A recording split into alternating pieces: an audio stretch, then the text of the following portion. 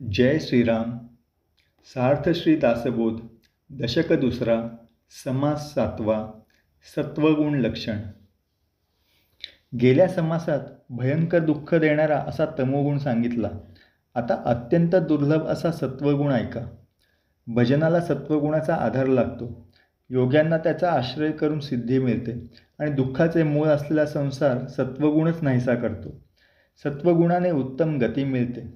भगवंताच्या दर्शनाचा मार्ग सापडतो आणि सायुज्य मुक्ती हाती येते. सत्वगुण भक्तांचा आधार आहे. त्याच्या भरवशावर भवसागर तरून जाता येतो आणि मोक्षरूपी लक्ष्मीचे तो ऐश्वर्य आहे, म्हणजे मुक्त पुरुषाच्या वागण्यात तो दिसतो. तो परमार्थाचे सौंदर्य आहे.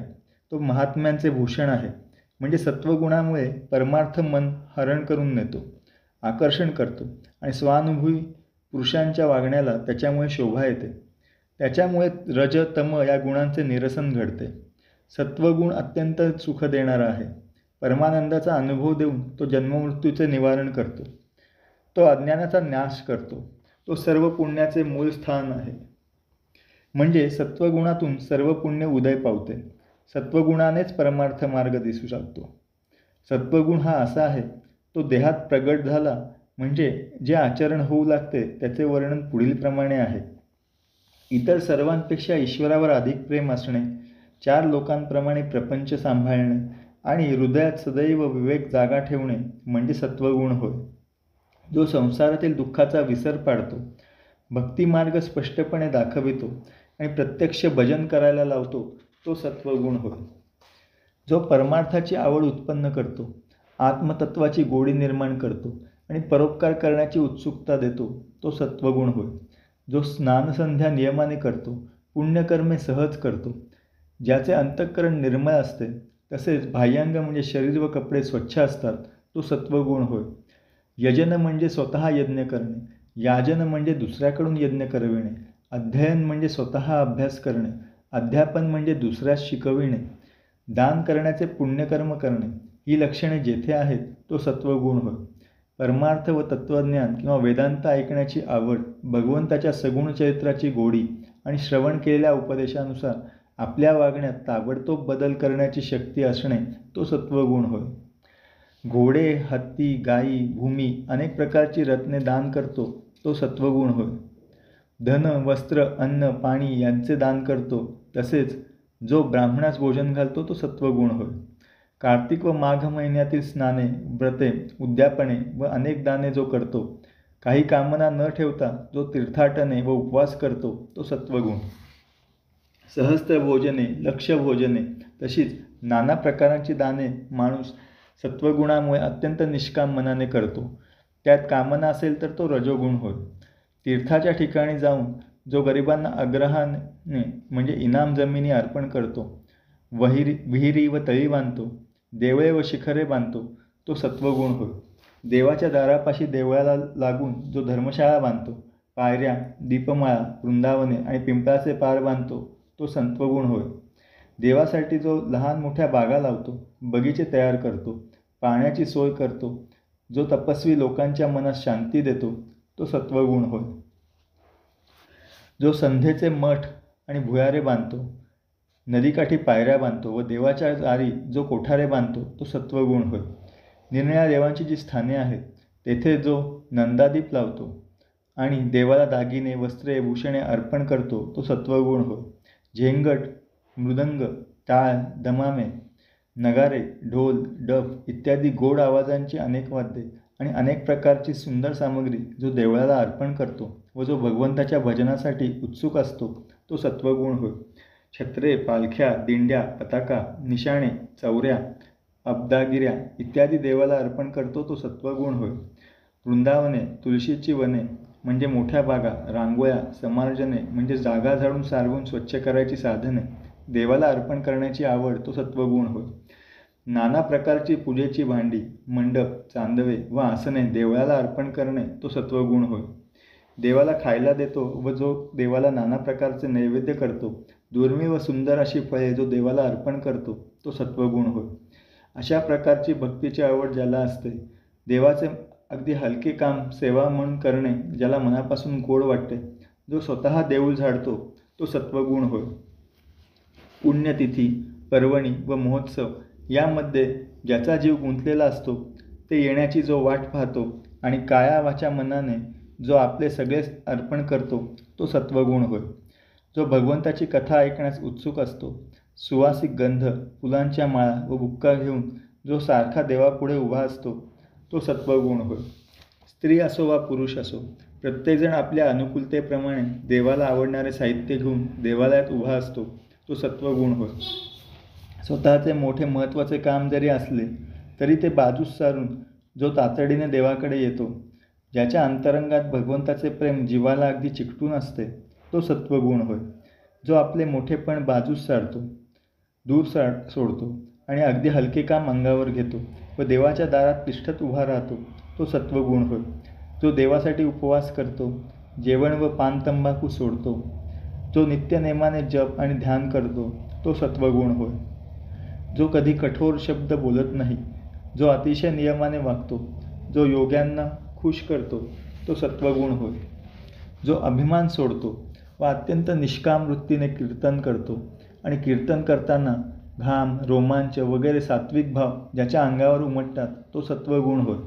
जो अंतर्यामी देवाचे ध्यान करतो आणि त्यामुळे त्याचे डोळे अश्रूंनी भरून येतात व त्या प्रेमामध्ये ज्याला स्वतःच्या देहाचे विस्मरण घडते तो सत्वगुण होय. ज्याला भगवंताच्या सगुण चरित्राची फार गोडी असते, त्या प्रेमामध्ये कधीही बिघाड उत्पन्न होत नाही आणि भगवंताचे प्रेम आरंभापासून शेवटपर्यंत जास्त वाढतच जाते तो सत्वगुण होय. जो मुखाने भगवंताचे नाम गातो, हाताने टाळ्या वाजवितो, नाचत नाचत भगवंताची ब्रीदे म्हणतो आणि भक्तांची पायधूळ घेऊन आपल्या कपाळी लावतो तो सत्वगुण होय. ज्याचा देहाचा अभिमान क्षीण होऊ लागतो, दृश्याबद्दलचे वैराग्य जोराने वाढू लागते, मायेचा पसारा भ्रमात्मक आहे असे कळू लागते तो सत्वगुण होय.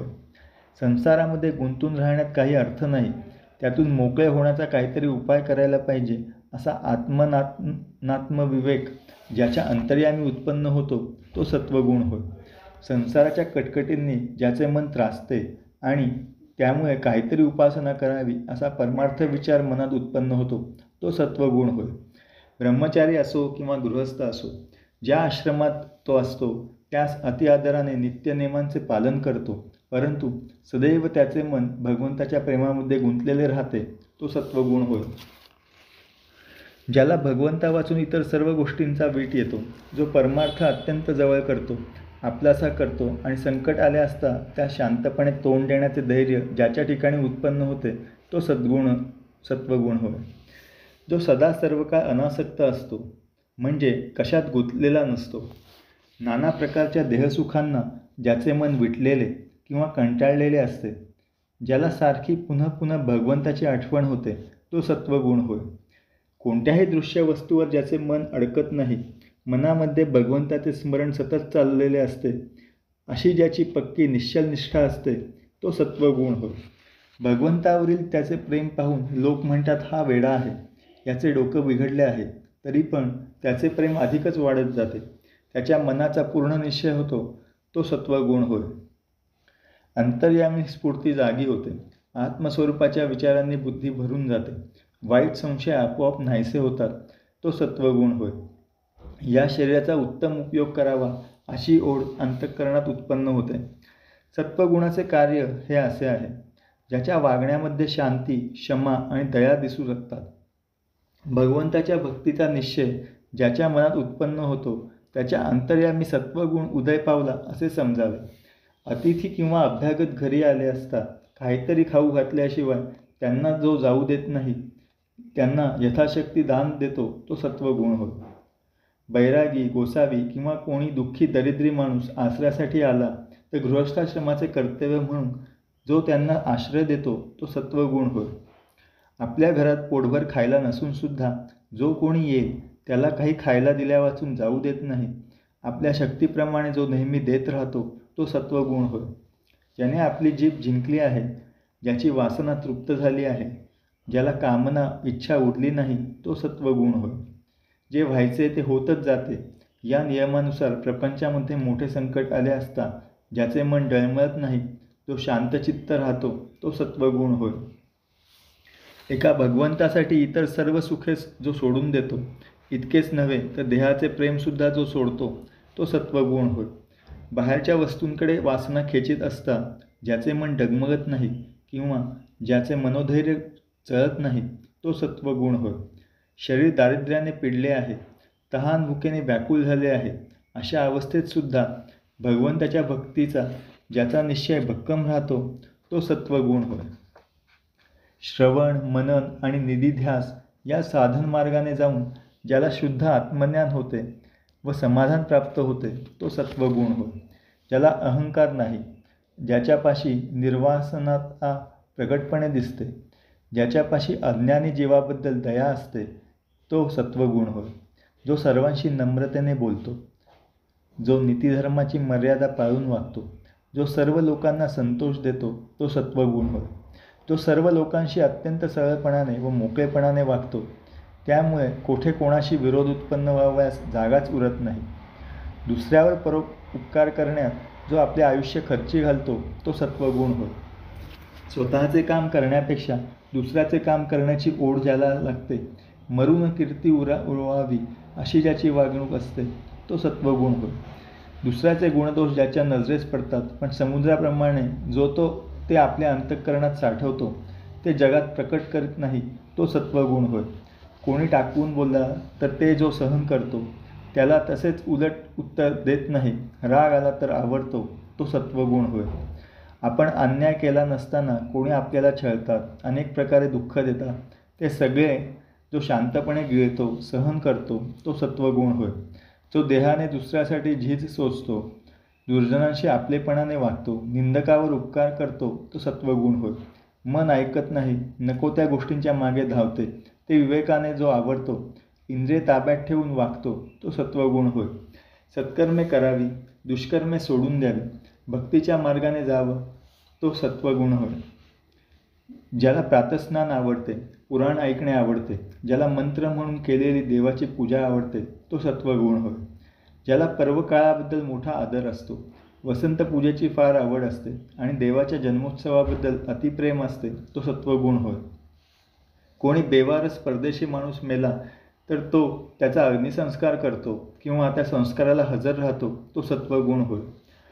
एक इसम दुसऱ्याला मारहाण करीत असेल तर मध्ये पडून जो मारामारी थांबवितो, अडकलेल्या लोकांना सोडवितो, तो सत्वगुण होय. लिंगार्चन करणे, लाखोली वाहणे, अभिषेक करणे, नामस्मरणावर श्रद्धा असणे, काही करून देवदर्शनासाठी वेळ काढणे म्हणजे सत्वगुण होय. संत बघितल्याबरोबर चटदिशी त्याच्याजवळ जातो, त्याच्या दर्शनाने आनंदाने भरून जातो आणि अगदी मनापासून त्याला नमस्कार करतो, तो सत्वगुण होय. संतांची कृपा ज्याच्यावर होते त्याने आपल्या वंशाचा उद्धार केला असे समजावे. सत्वगुणामुळे त्याच्या ठिकाणी ईश्वराचा अंश अधिक असतो. जो लोकांना सन्मार्ग दाखवितो, त्यांना भगवंताच्या भक्तीला लावतो, अज्ञानी लोकांना ज्ञान शिकवितो, तो सत्वगुण होय. ज्याला पुण्यसंस्कार, देवप्रदक्षिणा आणि देवास नमस्कार या गोष्टी आवडतात, ज्याच्यापाशी पाठांतर असते, तो सत्वगुण होय. ज्याला भक्तीची फार उत्कट इच्छा असते, जो ग्रंथासंग्रह करतो, जो अनेक प्रकारच्या धातुमूर्तीची पूजा आवडीने करतो, तो सत्वगुण होय. देवपूजेची स्वच्छ चकचकीत भांडी, जपाच्या माळा, गोमुखी आसने, पवित्र स्वच्छ वस्त्रे ज्याला आवडतात, तो सत्वगुण होय. दुसऱ्याला दुःख झाले की ज्याला दुःख होते, दुसऱ्याला संतोष झाला की ज्याला सुख वाटते, वैराग्य पाहून ज्याला आनंद होतो, तो सत्वगुण होय. जो दुसऱ्याचे भूषण ते आपले भूषण व दूषण ते आपले दूषण मानतो, दुसऱ्याच्या दुःखाने जो स्वतः कष्टी होतो, तो सत्वगुण होय. विस्ताराने सांगितलेले सत्वगुणाचे लक्षण आता पुरे. थोडक्यात सांगतो की देवाची आणि धर्माची ज्याला मनापासून आवड आहे, ज्याचे चित्त देवात आणि धर्मात रमते आणि इच्छा न ठेवता जो भगवंताची भक्ती करतो, तो सत्वगुण होय. सात्विक माणसाच्या अंगी आढळणारा हा सत्वगुण संसार सागरातून तारणारा आहे. त्याने ज्ञानमार्गातील आत्मनात्मविवेक उत्पन्न होतो. सत्वगुणाने भगवंताची भक्ती घडते. सत्वगुणाने ज्ञानाची प्राप्ती होते. मनुष्य आत्मज्ञानी होतो. सत्वगुणानेच सायुज्य मुक्ती मिळते. अशी सत्वगुणाची अवस्था थोडक्यात माझ्या बुद्धीप्रमाणे मी सांगितली. श्रोत्यांनी सावध व्हावे व पुढील समासाकडे लक्ष द्यावे. समास 7वा समाप्त.